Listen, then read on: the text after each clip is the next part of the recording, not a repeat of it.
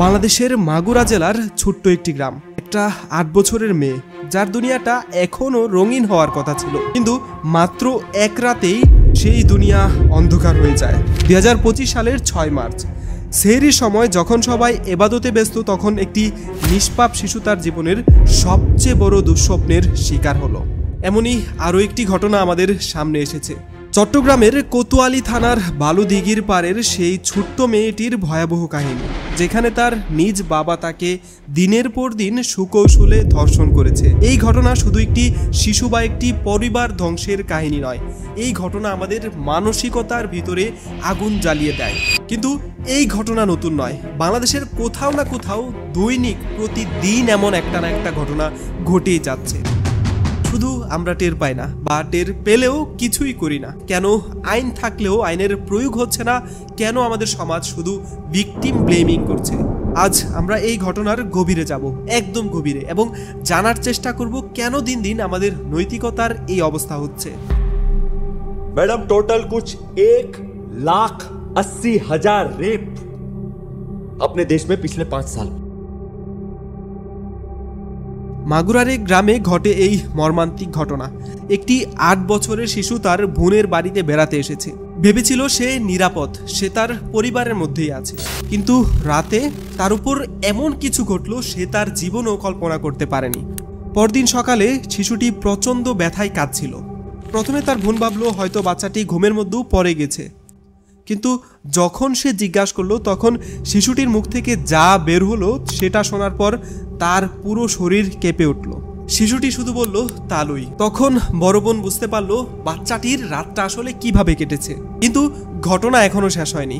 বাচ্চাটির উপর অবর্ণীয় এই অত্যাচারের পর তাকে হত্যা করতে চায় পরিবারটি। মানুষ জেনে ফেলবে সেই কারণে হত্যা করতে পারেনি বলে জানায় মেয়েটির বোন। কিন্তু প্রশ্ন, এই অপরাধীদের এত সাহস আসে কোথা থেকে?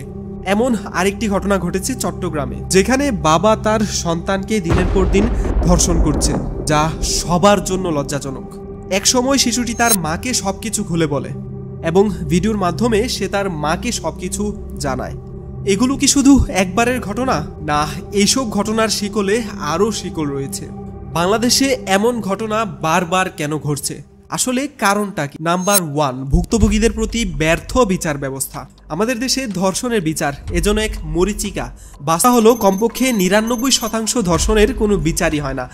किसी लड़की को देखने के बाद कुछ मिनट लगते हैं उसका रेप करने में, कुछ मिनट में सजा सुना सकते हैं आप। কয়টি মামলায় অপরাধীরা শাস্তি পেয়েছে? 60% মামলা কোর্টে পৌঁছায় না, 30% মামলা প্রমাণের অভাবে বাতিল হয়ে যায়, আর 10% মামলার শাস্তি হয়। মামলার বিচার হয় দীর্ঘদিনে। অপরাধীরা ঘুরে বেড়ায়, কিন্তু ভুক্তভোগীর পরিবার দিনের পর দিন আদালতে পিছু পিছে ঘোরা লাগে কবে তাদের এই অপরাধের শাস্তির মুখ দেখতে পারবে। অনেক সময় অপরাধীরা ধরা পড়লেও টাকা আর তাদের রাজনৈতিক প্রভাবের কারণে ছাড়া পেয়ে যায় এত জঘন্য একটি অপরাধ করার পরেও। ফলে অপরাধের শাস্তি হয় না, বরং অপরাধীরা আরও বেপরোয়া হয়ে ওঠে। 2012 সালে টাঙ্গাইলে এক কিশোরী ধর্ষণ ও হত্যার শিকার হয়। পরবর্তীতে তার আসামিকে গ্রেফতার করা হয়, কিন্তু প্রধান অভিযুক্তকে গ্রেফতার করা হলেও সে জামিন পেয়ে দেশ ছেড়ে পালিয়ে যায়। আজও সে মামলার কোনো সুরাহা হয়নি। যখন দেশে ধর্ষকের বিচার হয় না, তখন ধর্ষকরা সাহস পায়, অপরাধীরা অপরাধ করতে আরও বেশি উৎসাহিত হয়। তারা ভাবে আমরাও অপরাধ করে পার পেয়ে যাব। আমাদের এই বিচারহীনতার সংস্কৃতিকে ধ্বংস করতে হবে। প্রত্যেকটি অপরাধের কঠিন থেকে কঠিনতর বিচার করতে হবে। যারা এই জঘন্য অপরাধ করবে তাদের শাস্তি জনসম্মুখে দিতে হবে, এবং অপরাধীদের চেহারা এমনভাবে প্রচার করতে হবে যাতে পরবর্তীতে কোনো অপরাধী তাদের পরিচয় গোপন রাখতে পারবে এমনটি মাথায়ও না আনতে পারে। এবং জনসম্মুখে শাস্তি দিলে যারা অপরাধ করে অপরাধের সাহস পায় তারা ভয় পাবে এবং পরবর্তীতে অপরাধ করার আগে 10 বার ভাববে। ধর্ষণের পিছনে আরেকটি গুরুত্বপূর্ণ কারণ হচ্ছে রাজনৈতিক আশ্রয়। অপরাধের পিছনের শক্তিশালী হাত। যাদের রাজনৈতিক পাওয়ার আছে তারা অপরাধ করে ভয় করে না। ধর্ষক যদি কোনো প্রভাবশালী দলের সাথে যুক্ত থাকে তাহলে তার জন্য আইন হয় আলাদা। পুলিশ অনেক সময় মামলা নিতে চায় না, উল্টো ভুক্তভোগীর বিরুদ্ধেই মামলা ঘুরিয়ে দেয়। মামলা তুলে নেওয়ার জন্য চাপ দেওয়া হয়। যদি কখনো কোনো ঘটনা গণমাধ্যমে চলেও আসে তখন লোক দেখানো গ্রেফতার করা হয়। পরবর্তীতে আড়ালে সেই অপরাধীদেরকে ছেড়ে দেওয়া হয়। ফলে অপরাধীরা আরও সাহসী হয়ে ওঠে। সিলেটের এমসি কলেজের ঘটনা নিশ্চয়ই আপনাদের মনে আছে, যেখানে স্বামীর সামনে স্ত্রীকে ধরে গণধর্ষণ করা হয়। কলেজের ছাত্রাবাসে তরুণীকে তুলে নিয়ে দলবদ্ধভাবে গণধর্ষণের ঘটনায় করা মামলার বিচার কার্যক্রমের এখনও কোনো অগ্রগতি নেই। 2020 সালের ঘটনা, এখন 2025, আমরা কি আদৌ এমন ঘটনার বিচার দেখতে পারবো? যখন এই জঘন্য অপরাধীদের রাজনৈতিক ও পুলিশি সুরক্ষা থাকে তখন তারা নিজেদের অপ্রতিরোধ্যভাবে, তারা জানে ক্ষমতার জোরে তারা যে কোনো অপরাধ থেকে পার পেয়ে যাবে। তাহলে সমাধান কি? সমাধান বিচার আরও কঠিন করতে হবে। কেউ যদি রাজনৈতিক পরিচয় দেয় তার ক্ষেত্রে বিচার আরও কঠিন হবে। আরেকটি বড় সমস্যা সমাজে ভিকটিমকেই ব্লেমিং করা, অর্থাৎ যে অপরাধের শিকার হয়েছে, যেই মেয়েকে ধর্ষণ করা হয়েছে, সমাজ তাকেই দোষ দেয় যে সেই অপরাধী। ধর্ষকের শাস্তি না চেয়ে যেই মেয়ে ধর্ষণের শিকার হয়েছে সেই মেয়ের উপর দোষ চাপিয়ে দেওয়া এই সমাজের সব থেকে বড় খারাপ দিক। তখন সমাজ বলে, দেখো দেখো মেয়েটার কাপড় ঠিক ছিল না, মেয়েটা রাতের বেলা বার থেকে বের হতো। অথচ সেটা বলে না যে একজন মেয়ে তার কাজে বের হতে পারে, তার অনেক কাজ লাগতে পারে, এমনকি ডাক্তারের কাছেও যেতে পারে। যতটা কেস সামনে আসে তার থেকে বেশিরভাগ কেস রেজিস্টার্ডই হয় না। অনেকে পরিবারের মানসম্মানের কারণে মামলাতে যায় না।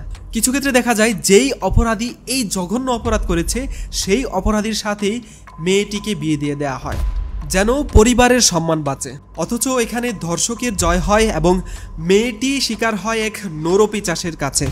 2020 সালে নোয়াখালীতে এক মেয়েকে দলগতভাবে ধর্ষণ করা হয়, কিন্তু অপরাধীদের বিচার না করে গ্রামের মুরব্বীরা মেয়েটিকে এক ধর্ষকের সাথেই বিয়ে করতে বাধ্য করে। যদি অপরাধীর পরিবর্তে ভুক্তভোগীকেই শাস্তি দেওয়া হয় সেক্ষেত্রে অপরাধীর সাহস কোথায় উঠবে সেটা আমার আর বলার প্রয়োজন হয় না। এমন হলে ধর্ষকরা কখনোই ভয় পাবে না, তারা আরও মানুষকে উদ্বুদ্ধ করবে তারা ধর্ষণ করুক। সমাজের এই মন মানসিকতা যতদিন না বদলাবে ততদিন এই ধর্ষণের পরিমাণ বাড়তেই থাকবে। এই সমস্যা কি চিরতরে দূর করা সম্ভব? হ্যাঁ, দূর করা সম্ভব। প্রথমত যেটা করতে হবে, আমাদের এই সমস্যাগুলোর জন্য দ্রুত বিচার করতে হবে, বছরের পর বছর যাতে না ঘুরতে হয়, এবং 30 দিন অথবা 60 দিনের মধ্যে এই ঘটনার বিচার করতে হবে।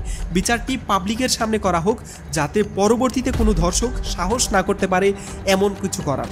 100% ধর্ষণের বিচার করতে হবে যাতে পরবর্তীতে কেউ ধর্ষণ করার চিন্তাও না করতে পারে। তার মনের ভিতর সেই ভয়টি আসে যে আমি যদি অপরাধ করি আমার কঠিন শাস্তির মুখোমুখি হতে হবে। আমাদের শিক্ষা ব্যবস্থার পরিবর্তন আনতে হবে। শিক্ষা ব্যবস্থায় শুধু ক্লাসে না বুঝিয়ে তাদের নৈতিকতায় পরিবর্তন আনতে হবে যাতে তারা মেয়েদেরকে সম্মানের চোখে দেখে। সমাজে ভিকটিমকে সুরক্ষা দিতে হবে। যেই মেয়েটি ধর্ষণের শিকার হয়েছে তাকে সাপোর্ট করতে হবে, তাকে বোঝাতে হবে সে একা নয়, তার পাশে আছে পুরো সমাজ, পুরো দেশ। পরিবার থেকে সচেতনতা, প্রতিটি পরিবারের উচিত সচেতনতা বৃদ্ধি করা। প্রতিটি মায়ের উচিত তার ছেলেকে বোঝানো এগুলো মায়ের জাতি, তাদেরকে সম্মান করতে হবে।